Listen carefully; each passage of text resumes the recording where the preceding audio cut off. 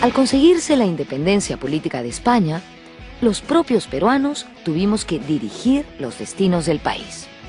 Fue en 1821 cuando se proclamó la independencia del Perú y se formó el primer tipo de gobierno soberano. Este gobierno se llamó el Protectorado y fue dirigido por José de San Martín, aunque conviene aclarar que su dominio se circunscribió a la costa norte y Lima. En la sierra y el sur, los realistas permanecieron hasta 1824.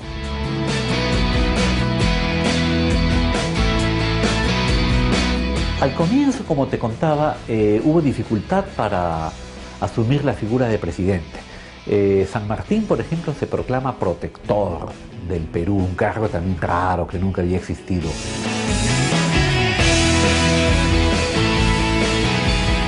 El protectorado decretó la abolición del tributo indígena, pero esta medida no se pudo aplicar. En cambio, lo que sí se hizo efectivo fue la libertad de vientres y la creación de la Biblioteca Nacional. Además, San Martín estableció símbolos nacionales como el himno, la bandera y el escudo.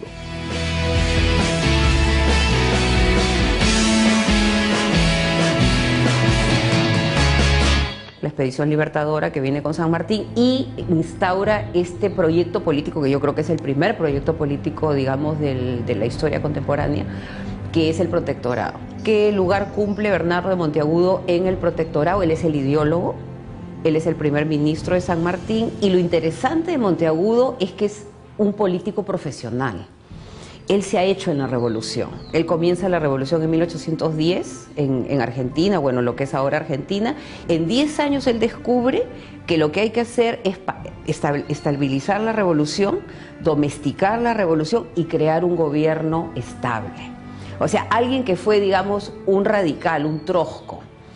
En 1810 y en 1821 o 22 en el Perú descubre que eso no es suficiente para construir Estado y ahora hay que olvidarse de la revolución y hay que construir instituciones, ¿no?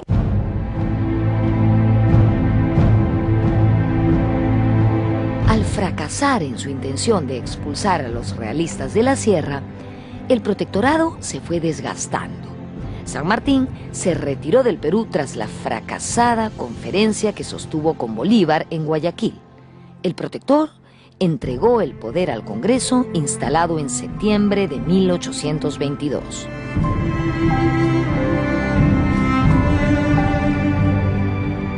Bueno, San Martín pues es una figura más bien trágica, ¿no? O sea, digamos, es el general triunfante, ¿no? Que no puede hacer política. O sea, que se encuentra acá con digamos, unos grupos de interés. O sea, yo creo que ahí está un poco la clave del problema. O sea, hay muchos intereses que no van a permitir que él hegemonice su proyecto político. Y aparte de eso, está el tema que él no ha ganado la guerra, ¿no? Que el virrey se ha ido a la sierra y que la guerra todavía está pendiente.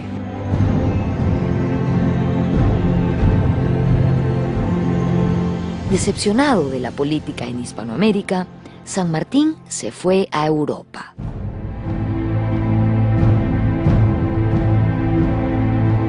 Ahí termina, digamos, ese ciclo político y se quedan, digamos, los peruanos a definir por primera vez su destino, ¿no? Que es con el primer Congreso Constituyente, pero ahí se dan cuenta tampoco que ellos solos no pueden ganar la guerra y es ahí donde llaman a Bolívar, ¿no? El Congreso peruano delegó el poder ejecutivo a una junta gubernativa compuesta por José de la Mar, Felipe Antonio Alvarado y Manuel Salazar Ibaquijano.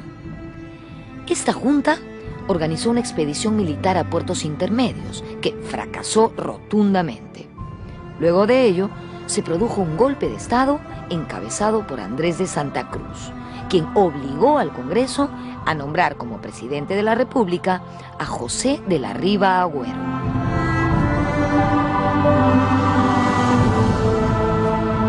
Se crea un triunvirato, una especie de presidencia de tres cabezas, hasta que viene el motín de Balconcillo, y ahí es que tenemos a nuestro primer presidente, pero por golpe de Estado, es decir, la carrera de la República empieza de esa manera, con un golpe de Estado.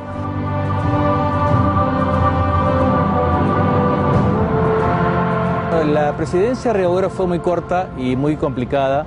Era una época muy convulsa. Obviamente, el paso de la colonia a la república significó el acceso de los criollos más importantes al poder. Y eso está perfectamente simbolizado en el personaje de don José de la Río Agüero y Sánchez Boquete, ¿no? Que como ya lo indican los rimbombantes apellidos, pertenecía a lo más selecto de la nobleza criolla limeña.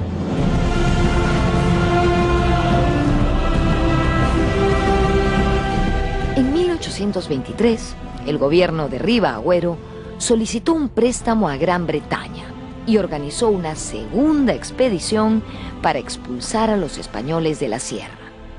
Esta expedición se embarcó rumbo al sur al mando de Andrés de Santa Cruz. Una vez más, la derrota fue total. Los realistas volvieron a ocupar Lima y el presidente Riva Agüero y parte del Congreso se refugiaron en los castillos del Real Felipe.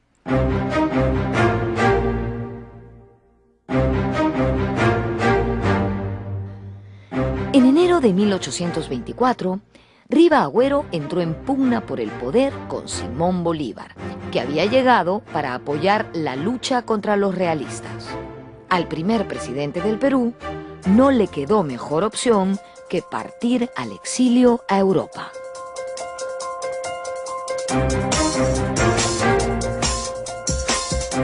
Riva Agüero gobernó poco tiempo porque tuvo que enfrentarse al gran genio de Simón Bolívar, ¿no? La buena intención que había de continuar la guerra de independencia topó con la dificultad de armar el ejército y de poder combatir contra los realistas que iban creciendo en fuerza, a tal punto que retomaron el puerto del Callao, donde estaba Rodil, inclusive se hicieron muy fuertes en Lima y no solamente en la sierra.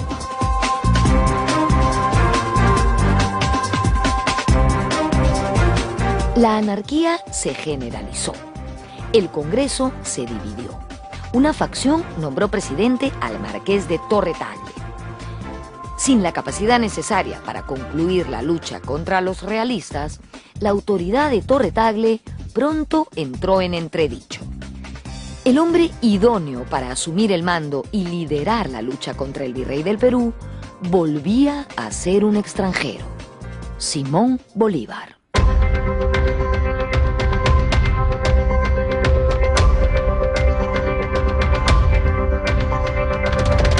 En 1824, una guarnición española controlaba los castillos del Callao. Eran tiempos difíciles para la causa libertadora. El presidente, Bernardo de Tagle, estaba además en conflicto con Bolívar, que se hizo proclamar dictador y lo depuso de su cargo. Temeroso de ser fusilado, el marqués de Torre Tagle corrió a refugiarse en la fortaleza del Real Felipe, bajo el amparo del coronel español Rodil.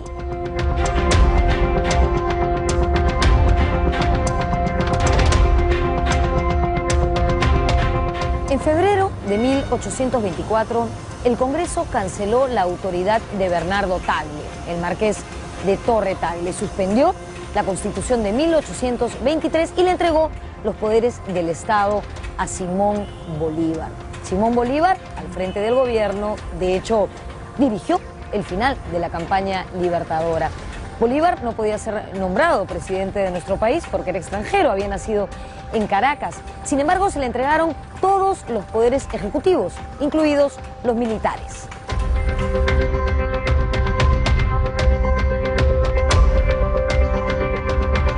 En el libreto republicano existe un espacio para la dictadura y ahí es donde viene Bolívar. Él es un militar, pero también es un republicano, ¿no? Entonces la idea de que él se engancha con esta teoría en la cual hay un ciudadano armado y hay un tema de la ciudadanía armada. Entonces acá es donde yo creo que en el Perú finalmente llega la idea que justifica al caudillo militar.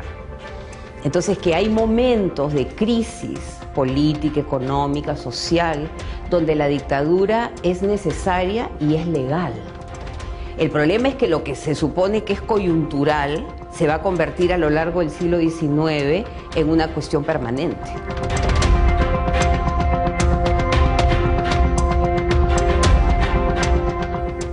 Luego del triunfo en las batallas de Junín y Ayacucho, los patriotas sitiaron los castillos del Callao. La numerosa población civil y militar que se encontraba hacinada en estos lugares comenzó a sufrir enfermedades y a padecer hambre. Una de las víctimas mortales fue Bernardo de Tagle, que murió en 1825 víctima del escorbuto. Tristísimo final para el segundo presidente de nuestra República.